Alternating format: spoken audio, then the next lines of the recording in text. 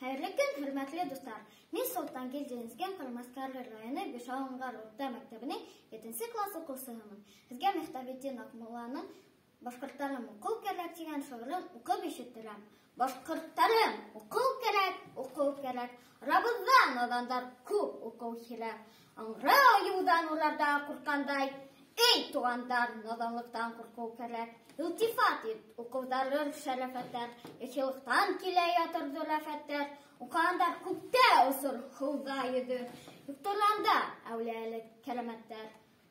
Оқағанға бұл дүнияла жәлер болыр. Харам тиген көп шейдер кәлер болыр. Рлы дәулет чешмәһен асам тиген. Ғилем һөнәр бірден бір әмәл болыр.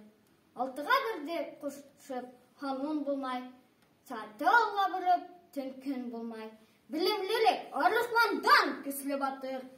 Шуға атланмай хен түшін һис өн болмай. Ихтибарлығыз өсін рәхмәт.